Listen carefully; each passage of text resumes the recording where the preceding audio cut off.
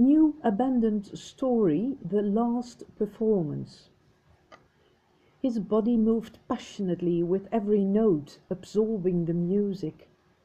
His fingers kissed the ivory and ebony keys in changing tempos, the violins in complete harmony, tender and loving, energetic and impressive, or in total silence, listening to the careful touches, waiting to join in.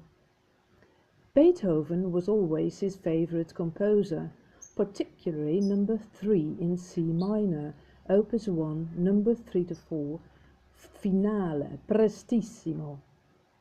It was the first music he heard as a little boy of only 2 years old, during a concert at home organized by his parents.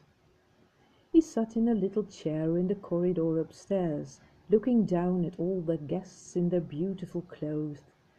Jewelry shone in the light of hundreds of candles, which sent their warmth and the scents of all the different perfumes his way. It did not bother him. With his eyes wide open, he listened and listened. His little hands mimicked the hands of the pianist in the black suit. His head moved in the same rhythm, his blonde and silky hair waved.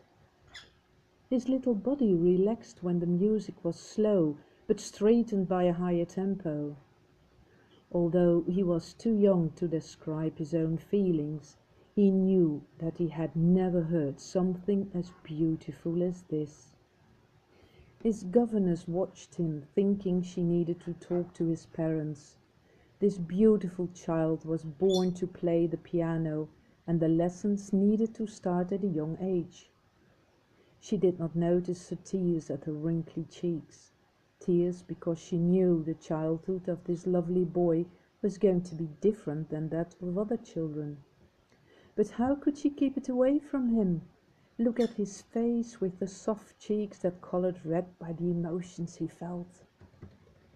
She was right. This evening changed his life.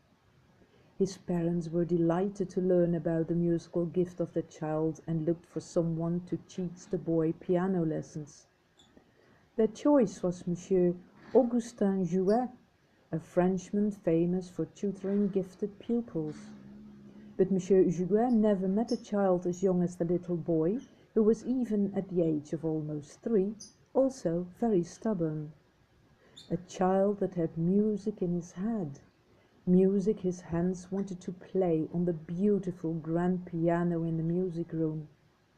His young attitude drove Monsieur Jouet almost insane by the look of his behavior. Next to the child, the poor boy was never called by his name. He made little jumps on his chair, raised his white hands with the long pointy fingers in the air, dramatically shouting, "Mais non, non, non! The child first needs to learn the scales. He cannot play Beethoven at once."